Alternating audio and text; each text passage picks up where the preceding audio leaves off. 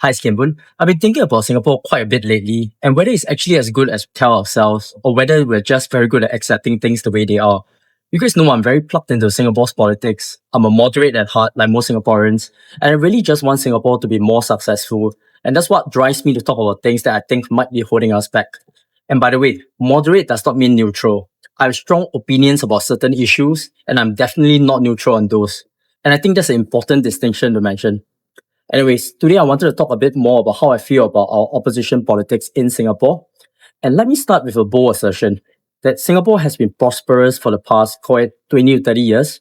We went independent in 1965 with no natural resources, existential threats in every direction. Even our water supply was not guaranteed. And through all of that, our leaders practically performed a miracle, turning Singapore into one of the most prosperous nations by the turn of the 21st century. So Mr. Lee Kuan Yew was the key man behind our nation's success, and whether or not we agree with his methods, the results are undeniable. And in many ways, Mr. Lee Kuan Yew is PAP, and PAP is Mr. Lee Kuan Yew. And decades of good work, bringing millions of Singaporeans from third world to first, has built a lot, and I mean a lot of goodwill for the PAP. Now, to be clear, it doesn't mean that the PAP gets everything right. We have seen missteps, we have seen blind spots, but in the eyes of most Singaporeans, the system still broadly works, and that goodwill matters. Because what it does is this. When incidents happen like ex-minister Iswaran or ex-speaker Tan Chuan Jin, these things almost always seem like one-off exceptions rather than the norm. And unless someone can prove there is systemic rot, most arguments against the PAP just doesn't stick. So when I hear opposition narratives along the lines of Singapore is bad and it's because of PAP, it just will not land. Singaporeans will smell it immediately. And to be fair, right, we are seeing much less of this these days, especially from more credible opposition politicians. In fact, opposition politics have become more measured. Take inflation, for example. Every Singaporean hates inflation. I hate it when my kopi peng costs more than $2 these days. It's painful, you feel it immediately. And blaming PAP directly for inflation is a bit of a fool's errand, because the easy and intuitive defense is always that inflation is a global phenomenon. However, what I've noticed is that the Workers' Party has been quite consistent in arguing that rising costs is not just about global inflation, they're also exacerbated by the government's policies. Things like the GST hikes that hits everything, your food, transport, daily expenses, and if you are earning less, you'll feel it a lot more. So the framing is no longer just things are expensive. It becomes that the system has been designed in a way that makes it more expensive for specific groups. And I thought that was smart messaging. But then the challenge becomes, how do you communicate that to Singaporeans who are not already part of your base? Because here's the thing.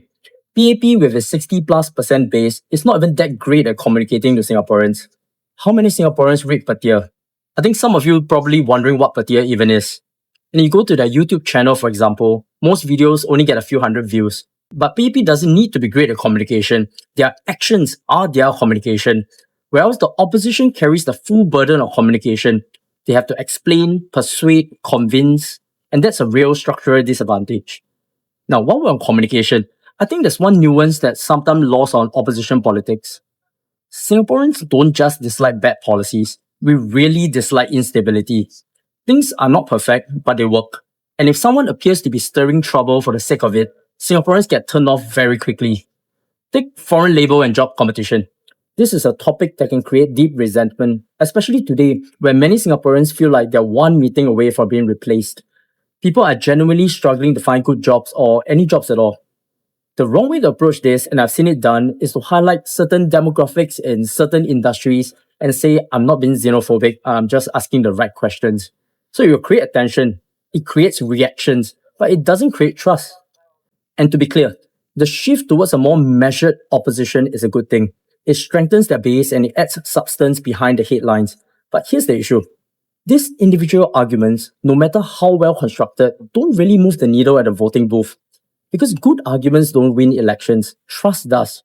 So let's zoom out for a second, right? Because all of this ties back to a bigger point. Recently, I was reading the reflections of an American working in Singapore. He was overwhelmingly positive about our home. It's clean, safe, efficient, everything just kind of works. And honestly, reading it, I felt proud to be Singaporean. But at the same time, I know he was experiencing Singapore from a very specific lens, a very comfortable one. Because most Singaporeans know that Singapore is not perfect. When things go wrong, we complain. We complain quite a bit, actually.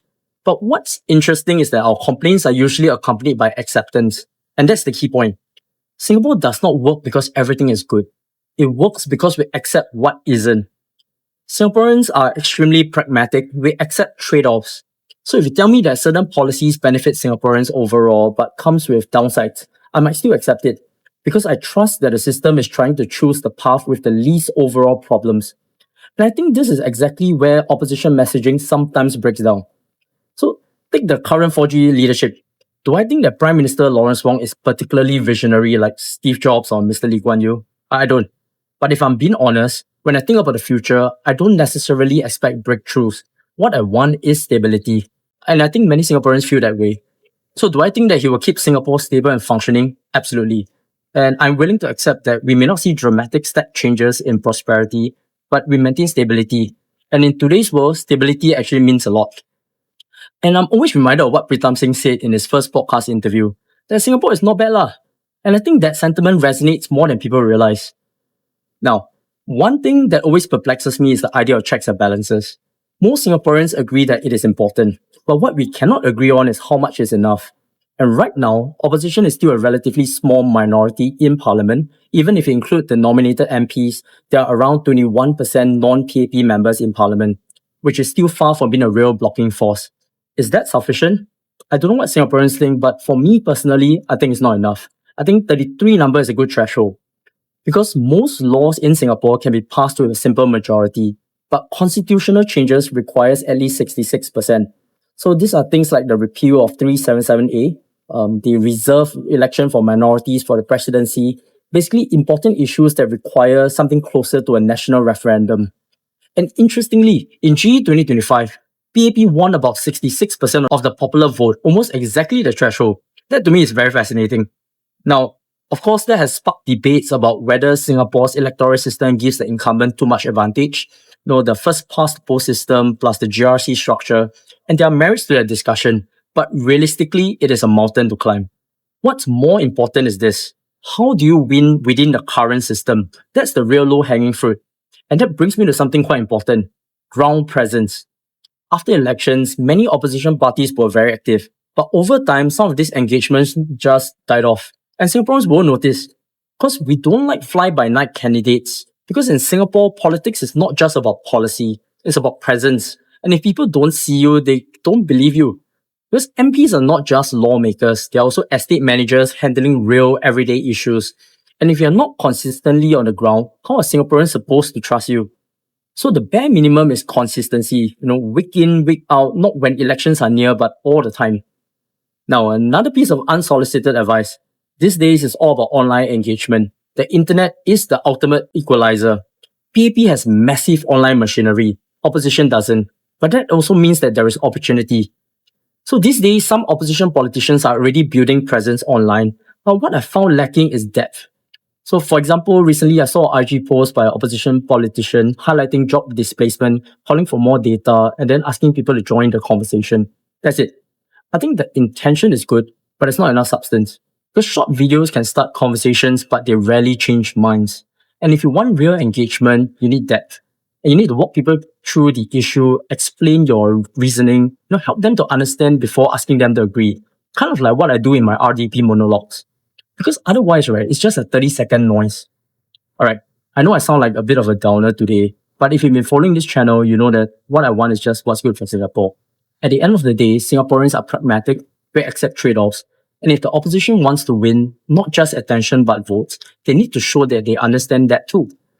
And I do believe that we need more checks and balances. I do believe stronger opposition makes the incumbent better, which is why I want to see more opposition politicians succeed.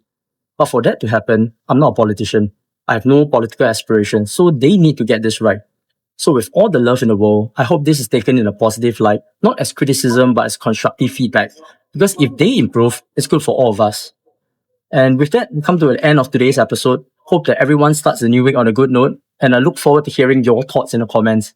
Until next time, have a good one, everyone.